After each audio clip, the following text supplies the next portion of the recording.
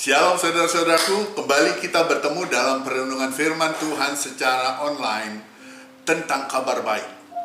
Bersama saya, Pastor Andre Roland Klein, dan sejak saat ini, acara ini akan disebut The Good News atau kabar baik, sebab tidak ada kabar yang terlebih baik selain berita atau kabar tentang betapa besar kasih Bapa kepada saudara dan saya, di mana kita telah dibenarkan dan dikuduskan oleh korban Kristus, di mana itu juga suatu jaminan keselamatan yang Tuhan berikan bagi saudara dan saya. Amin.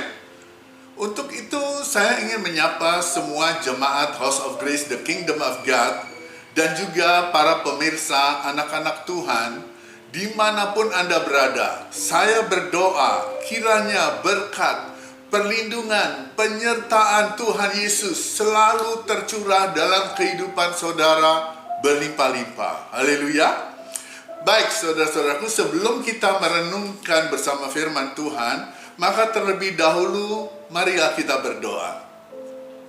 Bapa yang kudus, Bapa yang kami kenal di dalam nama Tuhan Yesus Kristus, ini kami Tuhan, anak-anak-Mu, kembali kami menghampiri hadirat-Mu yang kudus, untuk mengucapkan puji syukur, banyak terima kasih Tuhan atas segala berkat penyertaan yang sudah Kau berikan bagi kami.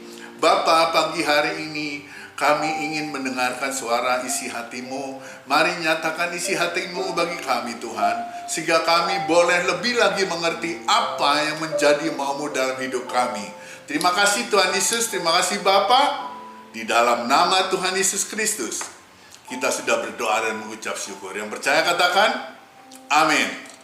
Nah, saudara-saudaraku yang terkasih di dalam nama Tuhan Yesus, pagi hari ini Tuhan menaruh sesuatu di hati saya yang juga akan menjadi topik berita kabar baik hari ini, yaitu involve Jesus in your life. Libatkan Yesus di dalam segala aspek kehidupanmu. Amin.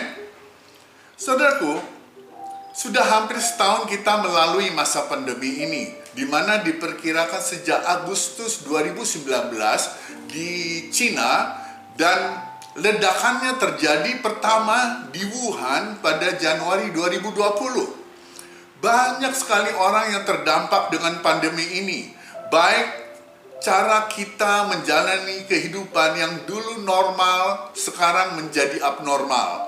Yang dahulu kita bebas ke sana kemari tanpa rasa takut dan khawatir, sekarang penuh dengan kekhawatiran, takut tertular virus, sehingga kita menjalaninya dengan penuh kewaspadaan, pakai masker, face shield, sarung tangan, hand sanitizer ada selalu di kantong, dan lain-lain. Bahkan bukan itu saja, seluruh aspek kehidupan kita pun terdampak oleh pandemi ini. Juga tidak sedikit seperti kegiatan kita, bekerja, sekolah, kegiatan agama, ke gereja, sosial, semua terimbas. Bahkan juga banyak kondisi ekonomi kita juga terimbas secara luar biasa. Bahkan kondisi ekonomi Indonesia, negara kita pun terimbas pertumbuhannya. Di kuartal kedua dikatakan menjadi minus sampai 5%, dan diperkirakan di kuartal ketiga pun akan minus. Tapi kita berdoa kiranya Tuhan campur tangan dalam perekonomian Indonesia, sehingga Indonesia bisa menjadi bangkit. Amin.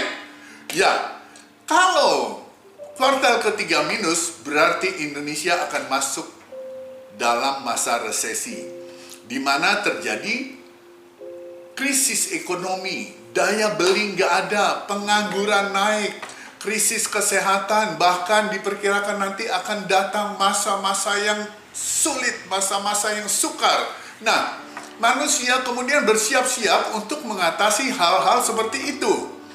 Di antaranya mereka harus punya asuransi, terutama untuk kesehatan, siap-siap dana darurat setidaknya untuk 6 bulan ke depan. Semakin panjang, semakin aman. Istilahnya matap. Matap itu makan uang tabungan. Diirit-irit, jangan boros. Kemudian apa? Memotong anggaran bulanan seperti tidak perlu ke pusat kebugaran, latihan olahraga, cukup di rumah. Kemudian tidak perlu beli sepatu baru, tidak perlu beli parfum baru, tidak perlu ke laundry alias cuci sendiri, cuci mobil sendiri, dan lain-lain. Dan ada juga yang mencari sumber penghasilan baru, misalnya berdagang online. Begitu banyak orang sekarang melakukan perdagangan melalui online, terutama jual makanan-makanan, ya. Itu adalah salah satu trik mereka untuk mengatasi hal ini. Kemudian menanam sayur di rumah sendiri. Saya suka sekarang menanam sayur di rumah. Itu sangat gampang, ya. Syaratnya cuman mau atau tidak. Kemudian jaga jaringan pertemanan. Karena siapa tahu dengan jaringan pertemanan akan ada satu kemungkinan bisnis-bisnis baru bisa dilakukan di antara mereka. Dan juga bagi kita sangat baik menjaga jaringan pertemanan, misalnya dengan jemaat, supaya apa? Kabar baik bisa disampaikan dan anak-anak Tuhan tidak terpuruk. Haleluya.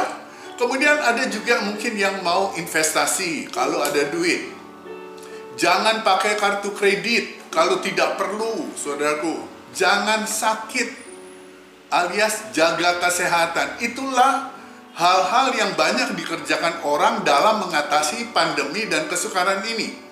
Mereka dengan segala kekuatan, daya upaya, hikmat mereka lakukan semuanya, apa saja agar mereka dapat survive mengatasi hal ini. Satu hal yang banyak di antara mereka lupakan, yaitu bergantung kepada Tuhan.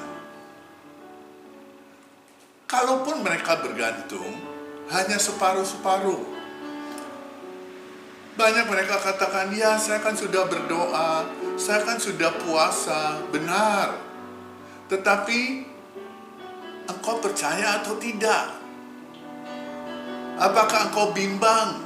Apakah engkau bertanya, Tuhan sanggup menjawab doaku atau tidak? Saudaraku, dengar ini. Right believing will have right living. Kepercayaan yang benar akan membuahkan hidup yang benar. Kepercayaanmu yang benar terhadap Tuhan Yesus tentang apa yang sudah Dia lakukan di atas kayu salib akan menghasilkan hidup benar dalam kehidupanmu. Bukan saja engkau dibenarkan dan segala dosamu diampuni, tetapi juga engkau akan memiliki cara hidup yang benar. Dan bukan itu saja, engkau akan menjalani kehidupanmu secara utuh, sehat, terpelihara, berkelimpahan, tidak kekurangan suatu apapun. Haleluya. Itu sebabnya Yesus katakan, pencuri datang untuk mencuri, membunuh, dan membinasakan.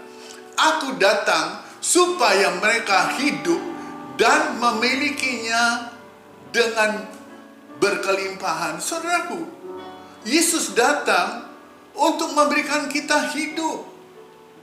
Yang dulu kita mati dari segala dosa-dosa kita, sekarang Dia datang untuk memberikan kita hidup. Kita dibenarkan, kita dikuduskan, kita disucikan, dan kita ada diangkat menjadi anak-anak Tuhan. Amin. Kalau kita anak Tuhan, kita akan hidup di dalam pemeliharaannya. Itu sebabnya berhenti berusaha dengan kekuatanmu, dengan hikmatmu, tapi serahkan itu kepada Tuhan. Itu sebabnya Yesus katakan kepada Paulus, cukup anugerahku bagimu, karena dalam kelemahan itulah kuasaku disempurnakan. Dan Paulus katakan, karena itu dengan senang hati aku lebih bermegah dalam kelemahanku, supaya kuasa Kristus nyata menaungiku. Amin. Sebab itu dia katakan lebih lanjut, aku senang dan rela berada di dalam kelemahan, dalam penghinaan, dalam kesesakan, dalam penganiayaan, dan dalam kesulitan demi Kristus. Sebab ketika aku lemah, maka aku menjadi kuat. Saudaraku, mungkin pada saat ini Anda sedang mengalami situasi hidup di mana seolah-olah situasi itu akan membunuhmu. Atau Mungkin saat ini engkau sedang menderita suatu penyakit di mana dokter berkata bahwa tidak ada harapan lagi. Bersenang-senanglah untuk hari yang tersisa karena engkau akan mati. Dan engkau berharap serta membutuhkan mujizat dari Tuhan. Saudaraku, perhatikan ini. Banyak orang ketika mereka diperhadapkan dengan situasi seperti ini, maka mereka mulai stres, putus asa. Ini semua bukanlah akhir dari segalanya. Ingat itu, ini bukan akhir dari segalanya, saudaraku. Dan bukan suatu kebetulan kalau Anda beroleh menikmati video firman Tuhan saat ini bersama dengan kami. Saya ingin mengatakan kepada saudara bahwa sinar kemuliaan yang besar akan terbit di atasmu. Itu bukan saya yang katakan, itu firman Tuhan yang katakan. Di Yesaya pasal 60 ayat 1 dikatakan, bangkitlah, jadilah terang, karena terangmu telah datang, dan kemuliaan Tuhan telah bangkit atasmu. Saudaraku, engkau sudah yang dulunya hidup di dalam kegelapan, oleh karena Yesus, engkau hidup di dalam terang. Bangkit, jangan terpuruk. Lihat, segala dunia ini akan dipenuhi dengan kegelapan, menutupi segala bangsa-bangsa. Namun Tuhan akan bangkit atasmu, karena engkau adalah anak-anak kesayangan Bapa. Engkau adalah anak-anak kesayangan Elohim. Amin. Dan kemuliaan Tuhan akan dinyatakan atas Anda. Haleluya. Saudaraku, kita mempunyai Elohim yang supranatural, yang dahsyat. Dia pencipta alam semesta. Coba Anda bayangkan, kita manusia ini sudah diperdamaikan dengan Dia yang begitu mulia, agung, dan kudus.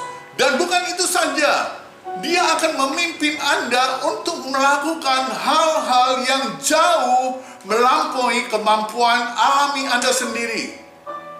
Oleh karena itu, Anda harus sungguh-sungguh mengenal Tuhanmu dengan benar, mengenal Elohimmu dengan benar, sehingga Anda memiliki satu keyakinan dan keberanian yang kokoh untuk Anda dapat mempercayakan segala sesuatu di dalam kehidupanmu kepadanya. Amin. Ada satu kisah, satu saat Yesus pergi ke seberang Danau Galilea, yaitu Danau Tiberias. Danau Galilea itu memiliki 4 nama. Ada Danau Galilea, Danau Tiberias, Danau Genesaret, dan Danau Kineret. Itu sama, satu danau. Yesus datang ke daerah utara, yaitu di daerah Galilea. Itu daerah yang sangat indah sekali. Bagi saudara-saudaraku yang pernah ke Israel, itu tempat yang begitu indah. Dia naik ke satu gunung, dan dia melihat begitu banyak orang mengikuti dia. Karena apa? Karena tanda-tanda mujizat yang telah dia lakukannya bagi orang sakit. Yesus naik ke sebuah bukit, duduk di sana bersama para muridnya. Dan hari itu adalah hari menjelang Paskah. Perhatikan, ketika kita baca Yohanes pasal yang ke-6, ya. Yohanes pasal 6 ayat yang mulai dari ayat yang ke-5.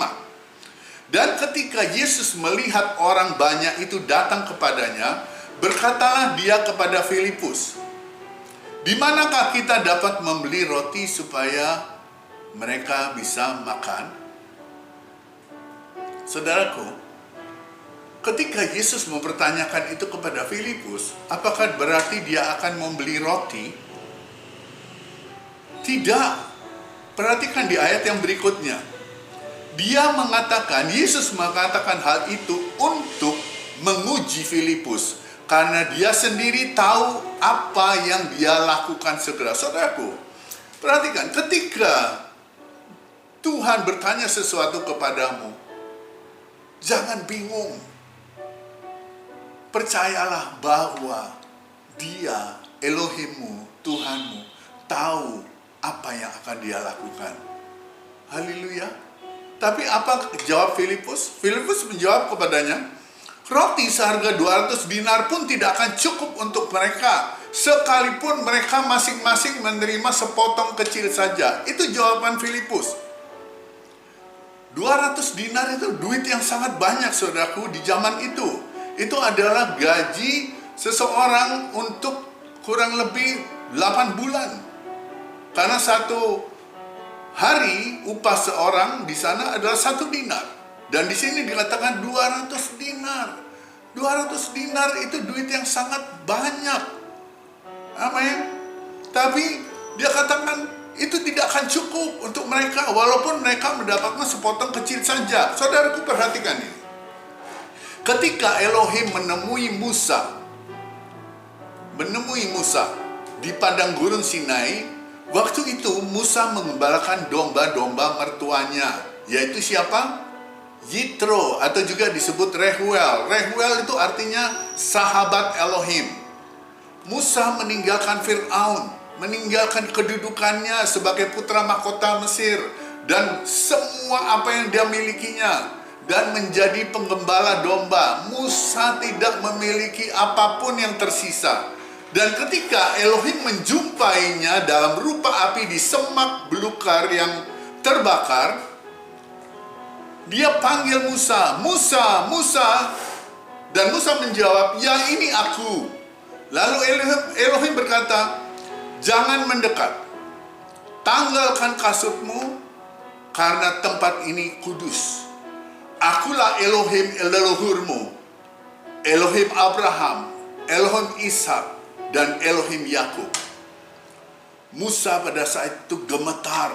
Dia takut memandang kepada Elohim. Dan Elohim katakan, sekarang pergilah, aku akan mengutus engkau kepada Fir'aun dan membawa umatku Bani Israel keluar dari Mesir. Saudaraku, ketika Musa mendengar itu, dia mulai berbantah kepada Elohim. Siapa aku ini yang akan menghadap kepada Fir'aun? Pasti dia akan membunuhku. Dan aku ini orang yang tidak dapat berkata-kata. Tapi kemudian Elohim berkata, Musa berkata, dan siapakah engkau ketika bangsamu, umatmu bertanya, siapa yang menyuruhmu datang kepada kami? Kemudian Elohim katakan apa? Katakan, Musa, aku adalah aku, I am that I am. Aku adalah aku. Lalu Elohim berfirman, engkau harus katakan ini kepada umat pilihan itu, bangsaku itu. Aku adalah aku yang mengutus kamu kepada mereka. Oh, haleluya. Saudaraku, Musa masih juga mau membantah. Tetapi Elohim memotong. Dia katakan begini, Musa, apakah yang ada di tanganmu itu? Kemudian jawab Musa, tongkat Tuhan, tongkat pengembalaan, tongkat biasa. Oke, dengan bermodal tongkat itu, Elohim akan memakai engkau membawa keluar bangsa Israel dari perbudakan Mesir. Dan saudaraku, perhatikan, ketika tongkat itu dilemparkan ke tanah, tongkat itu berubah menjadi ular yang memakan semua ular-ular para ahli sihir Mesir. Ketika tongkat itu disentuhkan ke sungai Nil, maka sungai Nil menjadi darah. Ketika tongkat itu diangkat di atas laut Teberau terbelah dan umat Israel bisa menyeberang di tanah yang kering. Dan ketika mereka kehausan, tidak ada air, Musa memukulkan tongkat itu ke gunung batu dan keluar air sungai yang melimpah. Air kehidupan yang begitu melimpah. Elohim berkuasa melakukan dari apa yang kecil menjadi besar dan berlimpah. Haleluya. Saudaraku, mungkin saat ini kau menghadapi hal yang seperti itu. Mungkin kau katakan, aku tidak tahu lagi apa yang harus aku perbuat. Aku sudah putus harap. Saudaraku, perhatikan ini. Jangan pernah putus harap. Bangun saudaraku. Ingat cerita ketika seorang janda nabi yang mempunyai hutang, dan si penagih hutang sudah datang kepada dia untuk menagih hutangnya, atau dia akan membawa anaknya sebagai budak. Kemudian apa yang terjadi? Janda itu datang kepada Elisa. Dia katakan, Tuanku, engkau tahu hambamu, suamiku itu sudah mati. Dan engkau mengetahui bahwa hambamu itu orang yang takut akan Elohim. Namun penagih hutang telah datang untuk mengambil kedua anakku sebagai budaknya. Perhatikan saudaraku, dia sudah nggak ada harapan. Anaknya akan diambil oleh penagih hutang. Tapi kemudian apa yang Elisa katakan kepada perempuan itu? Dia katakan, apakah yang dapat aku perbuat bagimu? Kemudian Elisa katakan, beritahukanlah kepadaku apa yang kau miliki di rumah. Lalu ia berkata, perempuan itu berkata, aku tidak mempunyai apa-apa kecuali sebuah buli-buli berisi minyak. Buli-buli berisi minyak itu kecil sekali, saudaraku. Dia hanya punya buli-buli berisi minyak. Saudaraku, perhatikan. Tuhan tidak pernah menanyakan apa yang tidak engkau punyai. Begitu juga apa yang dia tanya kepada Musa, apa yang ada di tanganmu. Dia tidak pernah menanyakan hal-hal yang lain. Dia hanya mempertanyakan apa yang ada padamu. Demikian juga kepada perempuan ini, janda ini. Dia katakan, apa yang ada padamu. Kemudian dia katakan, aku hanya punya buli-buli berisi minyak. Tuhan tidak pernah menanyakan yang tidak engkau punyai, tapi dia bertanya apa yang kau punya. Lalu apa kata Elisa? Pergilah, pinjamlah bejana-bejana dari semua tetanggamu, juga bejana-bejana yang kosong, kalau bisa sebanyak mungkin, nah, jangan terlalu sedikit. Kemudian engkau dan anakmu masuk ke rumah, tutup pintunya, dan kau harus menuangkan minyak ke dalam semua bejana itu. Lalu sisihkanlah bejana-bejana yang sudah penuh. Kemudian wanita itu melakukan apa yang diperintahkan oleh Elisa. Dia pinjam bersama anak-anaknya kepada tetangga-tangganya bejana-bejana yang kosong. Dan kemudian apa yang terjadi? Dia mulai menuangkan, dia masuk ke rumah, dia tutup pintunya, dan dia bersama anaknya menuangkan minyak yang dari buli-buli itu ke dalam bejana-bejana itu. Begitu bejana itu penuh, dia minta lagi yang kosong, dia isi terus. Dan akhirnya tidak ada lagi bejana yang kosong. Semuanya sudah penuh. Ketika tidak ada bejana lagi, maka minyak itu berhenti mengalir. Kemudian wanita itu datang kepada Elisa. Aku sudah lakukan semua. Bejana-bejana itu sudah penuh. Kemudian apa kata Elisa? Pergilah, jualah minyak itu, bayarlah hutangmu. Saudaraku, masalah wanita ini adalah masalah hutang. Ya, itu sebabnya Elisa katakan, jual, bayar hutangmu. Tapi perhatikan, tidak cukup sampai di situ. Tuhanmu tahu apa yang kau perlukan. Bukan hanya hutangmu saja. Bahkan dikatakan, engkau dan anak-anakmu akan hidup dari sisanya. Wow, haleluya. Saudaraku, Tuhan kita bukan Tuhan yang pelit. Ketika dia memberi, maka dia akan memberi dengan berlimpah. Tidak hanya untuk bayar hutang, tetapi juga untuk Anda hidup seterusnya akan berada di dalam pemeliharaan Tuhan. Haleluya. Inilah Tuhan kita, Yeshua HaMashiach. Amin. Saudaraku, begitu luar biasa. Bapamu di sorga tahu apa yang menjadi kebutuhanmu. Bukan hanya hutang, tapi juga hidupmu selanjutnya ada di dalam pemeliharaan Bapa. Karena engkau adalah anak yang sangat dikasihi. Amin. Saudaraku, kita kembali ke Filipus. Di Yohanes 6 tadi. Dikatakan di sana ketika Yesus melihat orang banyak itu ada kurang lebih 5.000 orang laki-laki. Ya, dia katakan, di mana kita bisa membeli roti supaya mereka bisa makan. Haleluya. Kemudian Filipus berkata, roti seharga 200 dinar pun tidak akan cukup untuk mereka, sekalipun mereka masing-masing menerima sepotong kecil saja. Lalu seorang dari para muridnya, yaitu Andreas, saudara Simon, berkata apa? Di sini ada seorang anak laki-laki yang mempunyai 5 roti dan 2 ikan. 5 roti jelai dan 2 ikan. Tetapi apalah artinya itu untuk sekian banyak orang? Dalam bahasa Inggris dikatakan, there is a lad here who has 5 barley loaves and 2 small fish. 2 small fish. Dikatakan ikan kecil. Yesus berkata apa? Suruhlah orang-orang itu duduk di tempat itu banyak rumput, jadi mereka bisa duduk. Mereka pun duduk.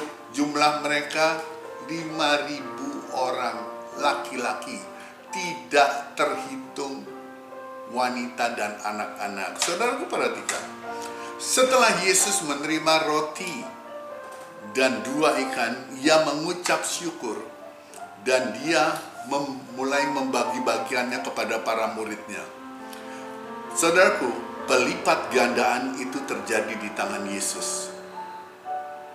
Dia memberi, dia terus memberi. Murid-muridnya membagikan kepada orang-orang yang duduk, dan mereka terus memberi. Wow, luar biasa.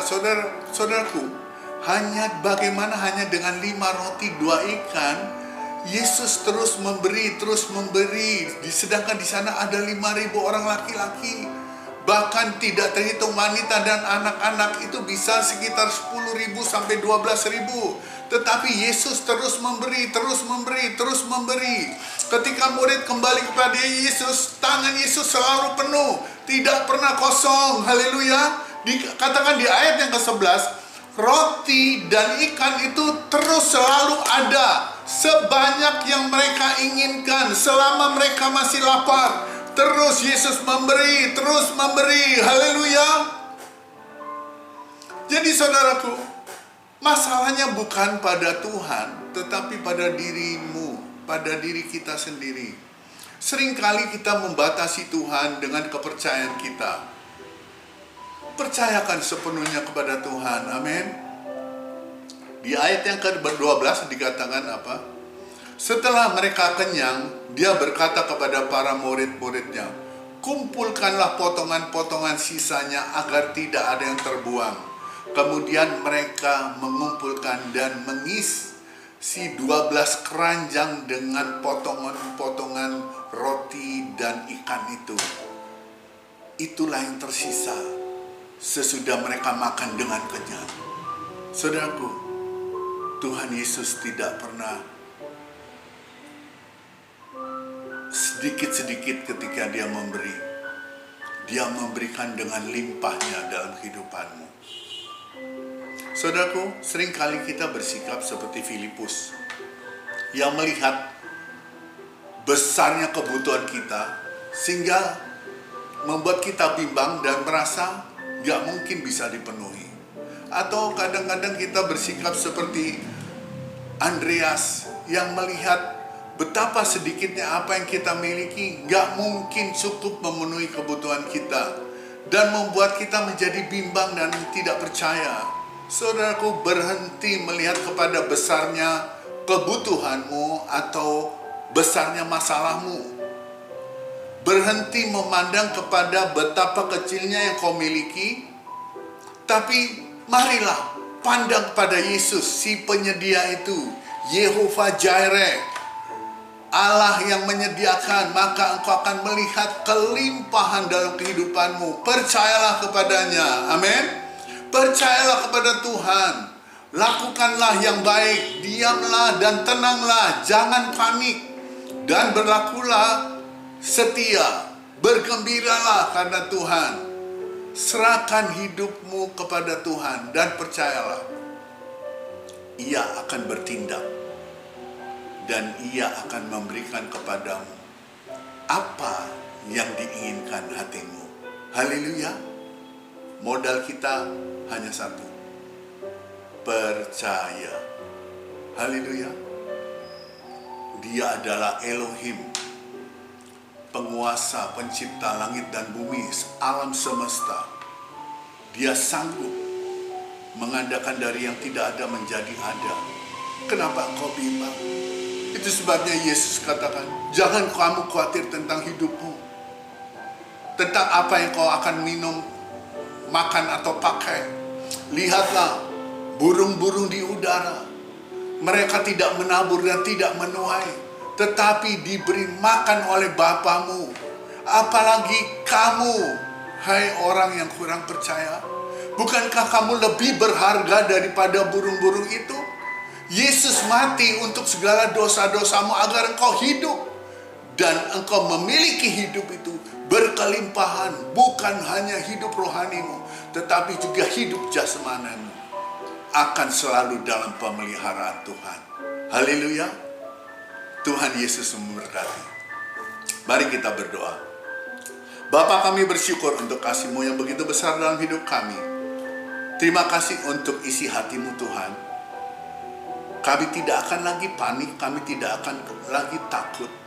Kami juga tidak akan lagi khawatir. Ajarkan kami terus hanya memandang kepadamu Tuhan. Ajarkan kami terus selalu kembali padamu Tuhan. Sebab kami percaya di tangan-Mu tidak ada yang kosong. Tangan-Mu akan selalu penuh. Penuh dengan anugerah. Penuh dengan berkat.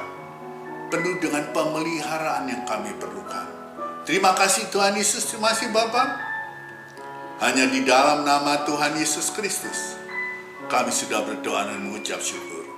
Yang percaya katakan, amin, amin. Saudara-saudaraku, jika Anda merasa diberkati oleh firman Tuhan ini, jangan lupa tekan like dan dan bagikan atau share video ini kepada saudara-saudara atau teman-teman Anda yang lain, sehingga mereka pun boleh menerima berkat. Juga jangan lupa tekan subscribe agar Anda dapat menerima video-video firman Tuhan kabar baik yang akan datang. Tuhan Yesus memberkati. Shalom.